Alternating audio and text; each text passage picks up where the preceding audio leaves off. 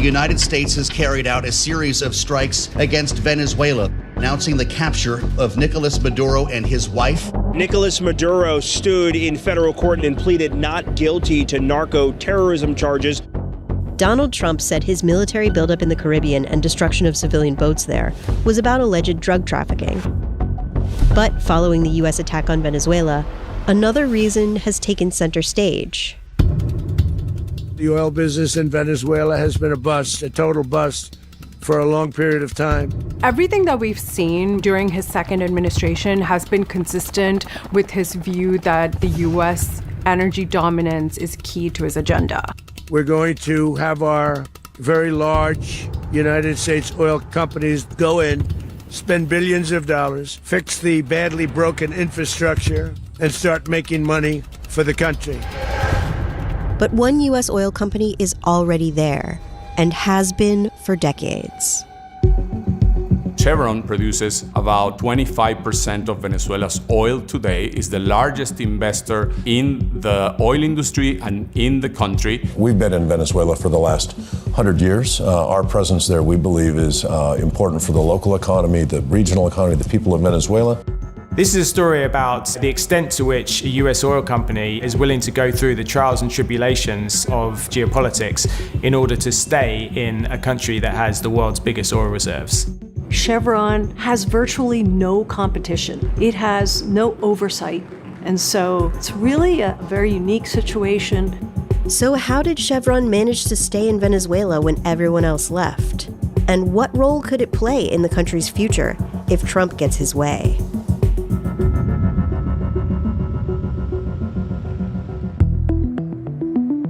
Venezuela, on paper, has more than 300 billion barrels of oil. Or roughly 17% of the world's known oil reserves.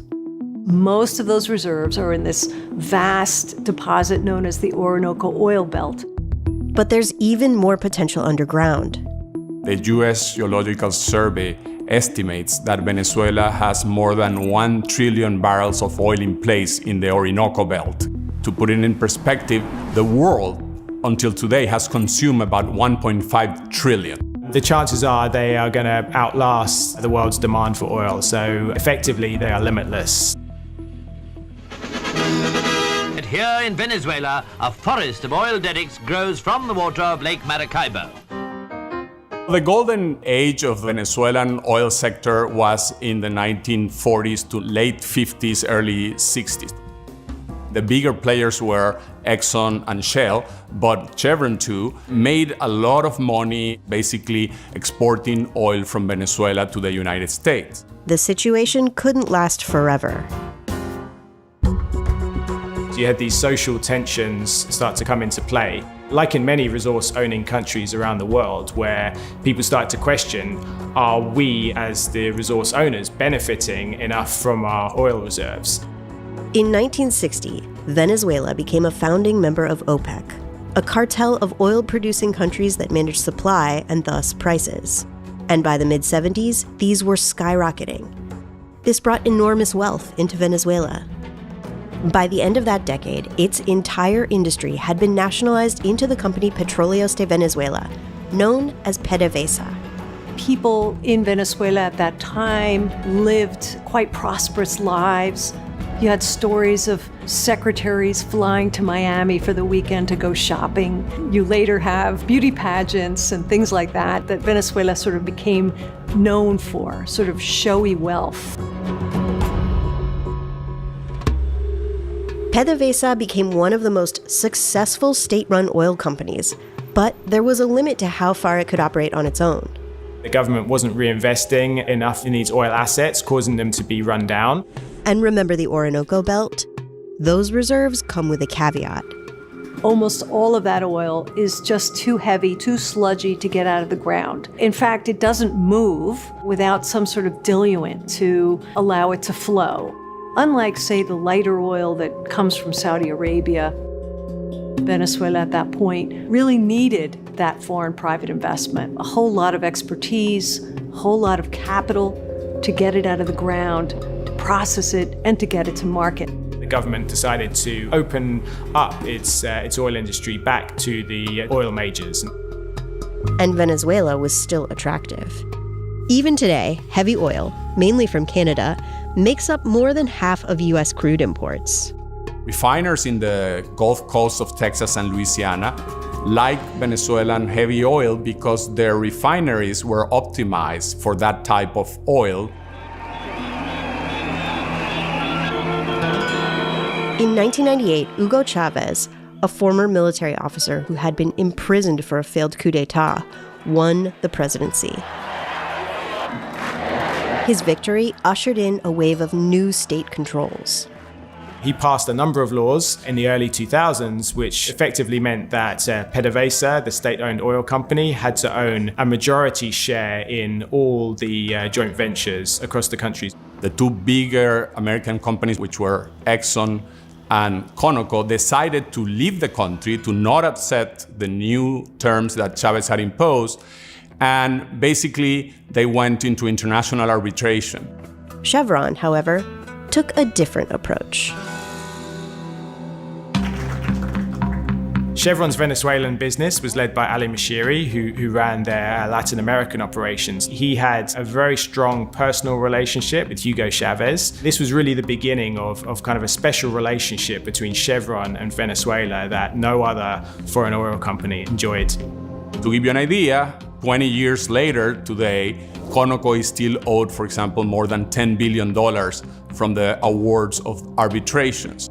When Hugo Chavez was elected, oil prices were only $25 a barrel. So while he was enacting this period of reforms, oil prices rose up to a record high of $146 a barrel.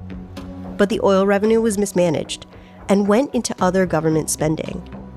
Chavez was running deficits of almost 20% of GDP in the middle of the high price peak. The amount of corruption that quickly developed, the amount of mismanagement of the oil industry was quite dramatic. This was the situation Nicolás Maduro inherited when he took office following Chávez's death in 2013. So the economy was already in deep trouble and it went into a tailspin. It basically reached hyperinflation. And it remains a persistent problem that, for outside observers, is near impossible to gauge.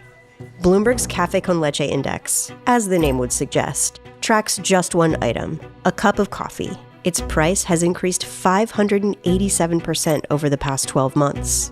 Across the country, people's savings started to get wiped out. There was huge economic disarray.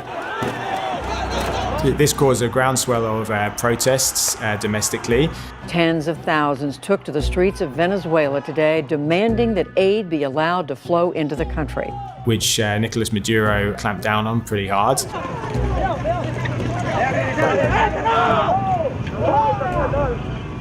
This shows how Venezuela's contribution to the world's oil supply dwindled during this period.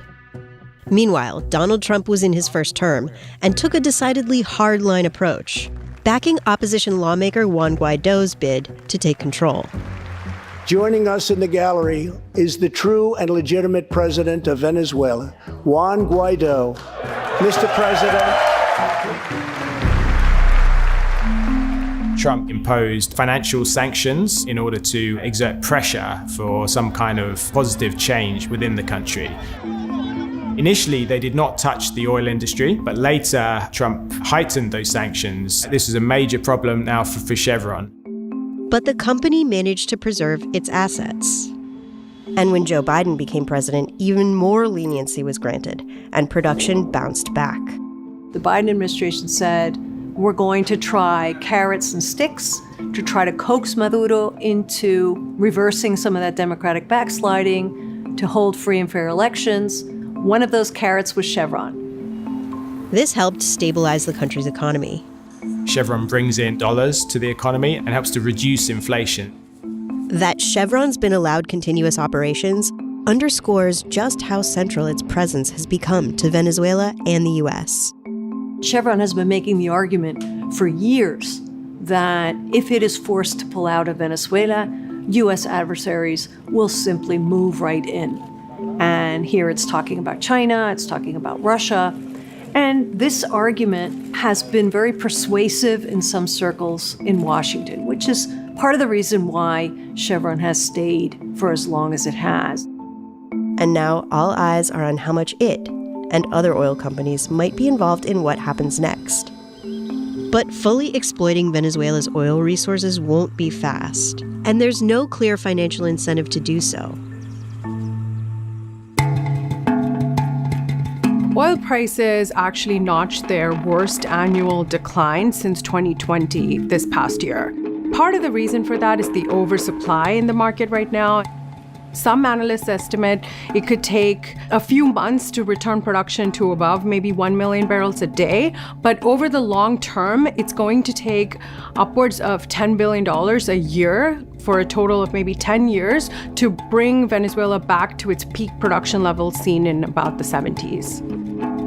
Oil companies are no stranger to challenging environments, but the political instability, the environmental liabilities, the really precarious state of the infrastructure, the crime, it's a very, very tough place to be. A big part of what we're all looking to now find out is whether the Trump administration will provide concessions that incentivize these companies to come back despite their past grievances. We are going to run the country until such time as a proper transition can take place. So while the international fallout from Trump's attack continues, and the future of Venezuela is incredibly unclear, there is a takeaway. Chevron may be the player facing the best odds. Like many places in the world, we have to take a long view on our presence in countries like this.